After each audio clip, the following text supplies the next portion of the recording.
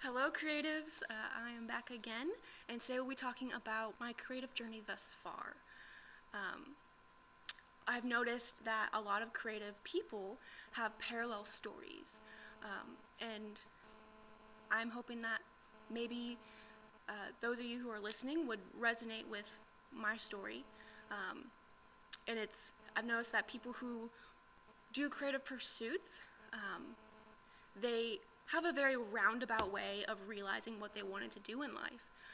And my story is very windy, so I'm just gonna go for it and start from the beginning.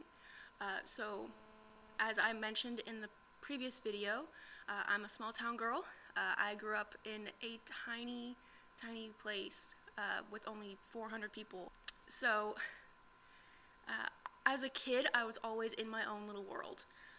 I daydreamed a lot. I loved all things superheroes. Grew up on all of that. Marvel, Justice League, Teen Titans, Static Shock. Loved everything superheroes. And it was third grade. My third grade teacher really took notice that I loved stories and I loved telling stories. And so she's the one that really nudged me into writing. And it was then that I realized that I wanted to become an author. And that took form through middle school. I recently found what my first book looked like in 7th grade, and it's really embarrassing that I didn't know what paragraph breaks were, but it's fun to see how you develop, or I've developed as a writer over the course of my life. Writing was really an escape from the boringness of living in a small town. I appreciate having grown up in a small town. I do, but there wasn't a lot to do except write, create your own joys, that sort of thing. In 7th grade, I really wanted a career in the publishing world. And in 7th grade, I don't know why they do this, but there's really this pressure for you to know exactly what you want to do with your life. And I'm like, I just turned 13. I don't know what I want to do with my life. But I realized that I wanted to be in the publishing industry so much that at 13 I was researching intellectual property rights, subsidiary rights, what it means to be a subsidiary rights agent. I was so focused on this. So I spent hours looking up. And a subsidiary rights agent is someone who handles translation rights for books, someone who handles film and TV movie adaptation rights and contracts for authors. They usually work with a literary agency or with a publishing house to be that mediator between the author and Hollywood or a foreign publishing house and whatnot. So I was teaching myself 7 different languages through YouTube videos. Because I was like, I want to do this. I want to go to the International Book Fair in Bologna, Italy. I want to be able to do translation rights and all that stuff. Didn't get very far with that language learning thing. And so this persisted, this passion, this drive to be either a literary agent or a subsidiary rights agent, something like that, through high school, through most of high school. And then in high school, I joined the FFA, Future Farmers of America, and I ended up doing public speaking. And this seems like a sidetrack. This is where it gets a little windy, because I then decided, because I got so involved in the FFA, that I wanted to be an agriculture education teacher. Because that was the thing to do. A lot of people that I knew were going to be agriculture education teachers and be FFA advisors. So I got super involved in high school in the FFA, and I did public speaking. I originally had in mind that I needed to do this these public speaking competitions, because I was deathly afraid of public speaking, and I had goals. I told myself that if I was going to achieve my goals as an author, where I do public events, I need to get over my fear of public speaking. And that was the original intent of me doing these public speaking events. So in these public speaking events, we did the research, we wrote the scripts, we created communications plans. Like it was several different types of events that I was involved in. And this started my love for research and insights is what it's called in the marketing communications industry. And at the time I didn't know that that's what it was called. At the time I didn't know what the broader applications of what I was doing would be. But I knew that it was fun, and I loved research, and I loved being able to convey a message concisely and be able to inform the community about certain topics and certain issues that they otherwise might not have been aware of. And that's what one of the competitions was. We had to put together a presentation of an issue, and our issue that year was locally produced food versus globally produced food, the pros and cons of each. And you weren't supposed to draw a conclusion, you're just supposed to present the facts. And we had to present this information to various different interest groups throughout the community. So we presented like 9 or 12 times to different groups, and it was a very good learning experience. It was a very good trial run for basically being a marketing communications professional and public relations professional, and that really pushed me in the direction of I want to be a researcher. I want to do that. I want to do that kind of thing, where I can inform, where I can gather information, where I can connect with people, that kind of thing. And so once I got into college, I shifted gears because I'm very passionate about certain agricultural issues. I am like very passionate about certain agricultural issues and food insecurity issues. But the major agricultural education, agricultural communication was too niche. I have several very deep interests, and I was afraid that I would be pigeonholed if focusing just on agricultural communication. So I switched my major to public relations. Didn't really know what it was when I switched over, but I realized that all my experiences in FFA were public relations related. I just didn't have words for what I was involved in. So I get to four-year university. I did community college for 2 years, and then I moved to a four-year university to finish out my degree in public relations with a minor in journalism. And I chose journalism as my minor mostly because I saw that the classes were very similar, and I thought that I could graduate early because I'm like, oh, I could get, kill two birds with one stone.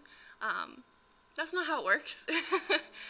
I'm first generation college student, so I had no one to explain to me that that's not how that works. You need 120 credit hours, regardless. So yeah. So in my public relations and journalism classes, it was very hands-on. I went to Murray State University, and the Journalism and Mass Communications department is one of the few in the country that are placed in the College of Business rather than the College of Fine Arts. So everything we did had a very practical, hands-on, experiential learning bent to it. And I really like that. That is definitely more geared towards my learning style.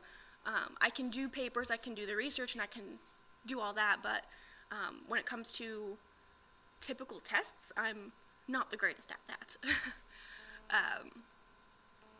So, and what I mean by hands-on experiential stuff is that we did video editing, we learned how to use Adobe software, we learned how to use, we learned script writing. Like, I had to take a script writing class, and I had to take social media management classes, and it was very hands-on, and we partnered frequently with local businesses in the area, and we put together plans for them. We did social media management for them. We did strategic planning for them.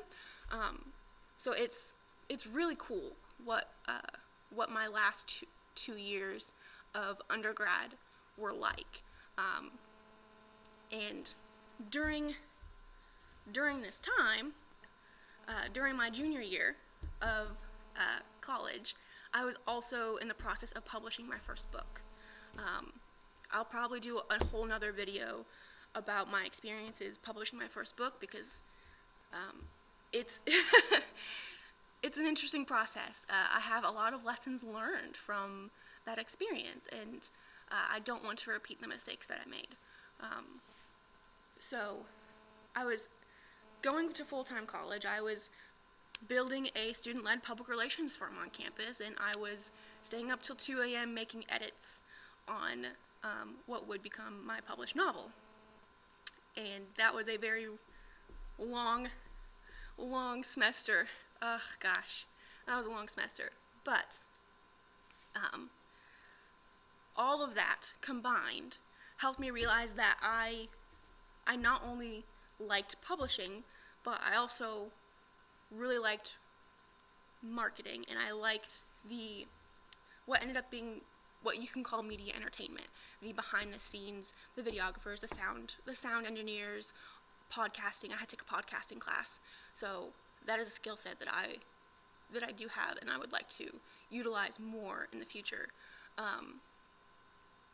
But it's really interesting because I got to meet so many other creative types of people, and not just in marketing, communications, and media entertainment, but also in the more fine arts type stuff.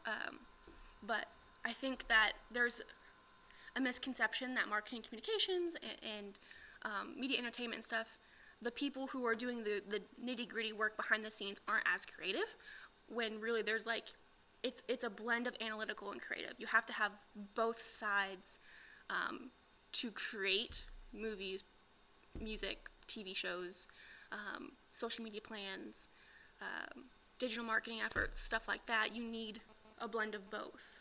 And that's why I think I really found my niche during my last 2 years of undergrad. Between my junior year and my senior year, I interned at a big public relations agency in New York City. Fell in love with New York City. Absolutely fell in love with it. Hated it for the first several weeks because of culture shock. I went from being in a tiny town to being engulfed and surrounded by millions of people. There was a lot of sensory stimulation that I just was not used to, and cultural norms. Because you don't smile with people. You don't smile with people in the city. That's you just don't do that. But I loved the work, and this is where the culmination of everything kind of clicked for me. I ended up being on the business development team, where I handled and worked with the strategic insights for pitching to potential clients, and that was fun. It reminded me of the competitions that I did in high school, where you're given a short amount of time to do all this research, to put together a plan, and then you pitch it to the judges. As an intern, I didn't get to be in the room when they pitched it to the potential clients, but I thought it would have been fun to do that. And so this is the culmination. This is where it really clicked, that aha moment, this is what I want to do. But I also wanted to do more. Because at one point I was looking at the potential client, and I could see their business strategy and what their business strategy was, what their next moves would have been or should have been or could have been. But I was flat out told by one of my supervisors, it's amazing that you see this, Rochelle, but this is way outside the scope of what we do.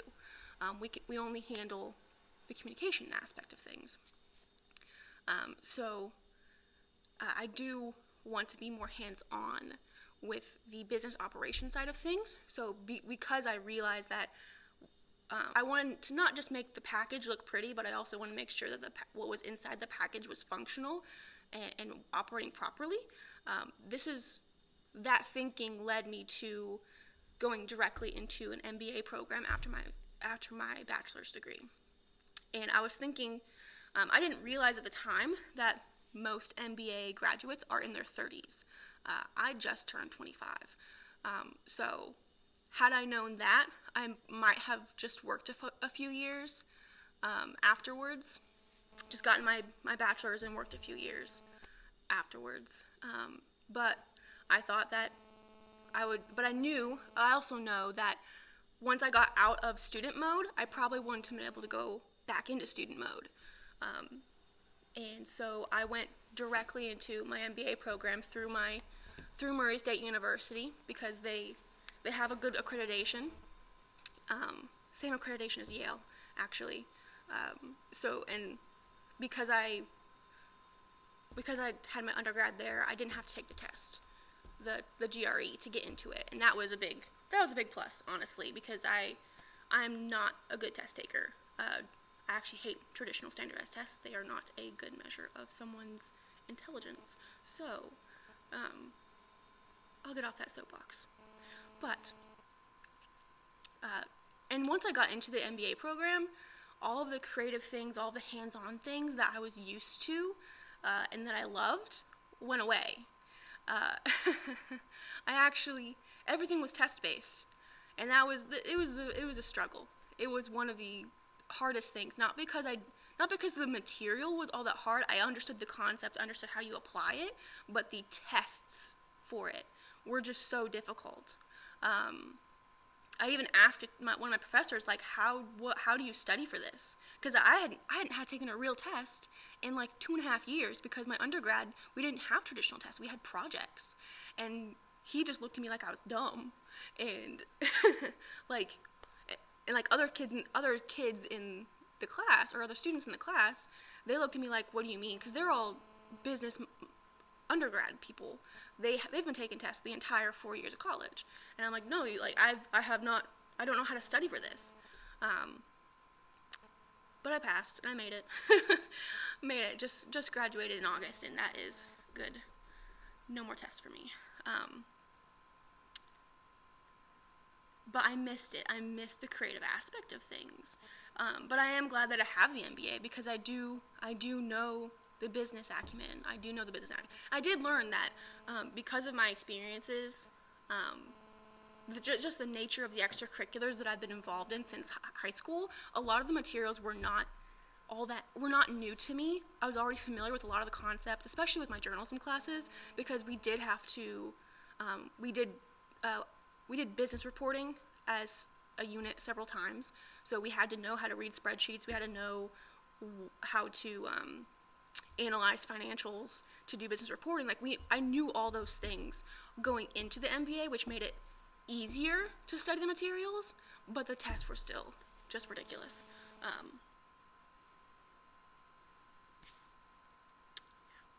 And during my final year of my graduate studies, I really started getting back into my writing, getting back into my creative pursuits, because I had been missing that. I had been needing it. I didn't realize how much I needed creative projects as emotional regulation. So I started a blog late 2019, to kind of get my thoughts going in terms of the publishing, the marketing communications, and the media entertainment industry. This blog has really been just me putting my thoughts together, me staying on top of industry trends, even while in a lot of ways, I'm very removed from the industry, because I do live in a very rural area. I do live in a place that doesn't appreciate the arts, doesn't appreciate creative things. We live in a very industrial area. I live in a very industrial area. Manufacturing has been the biggest employer, along with healthcare.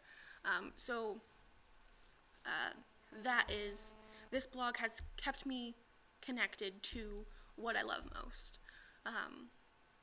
And now that it's been a year that I've started the blog, I've wanted to branch out into other things to help the blog move forward.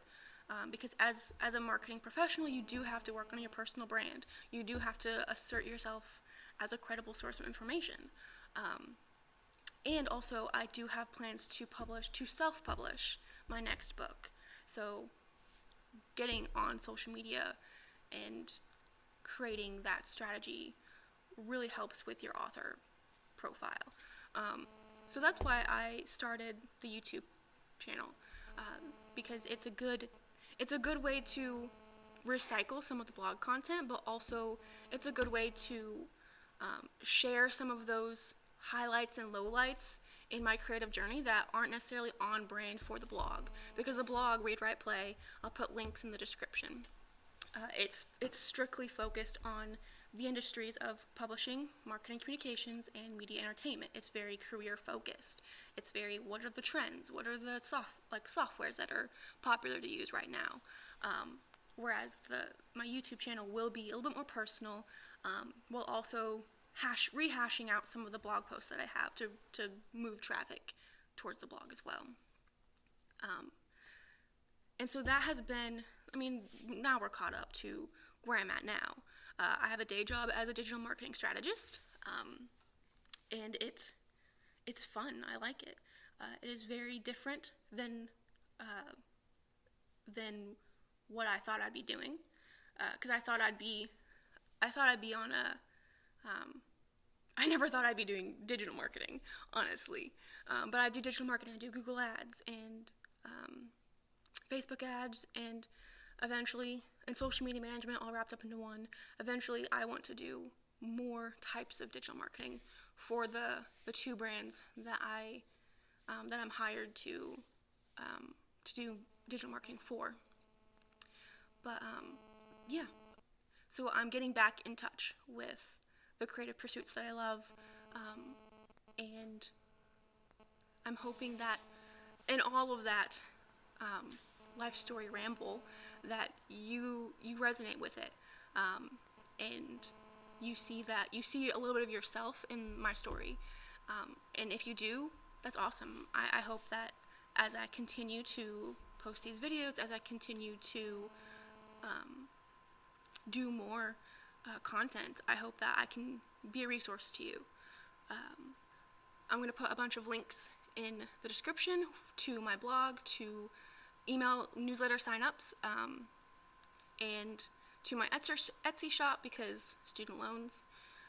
So if you could help me out with purchasing or signing up for the email newsletter, or any of those little things, I would very much appreciate it. And I hope that I can be of service to you in some way. So that's all I have for today. Until next time.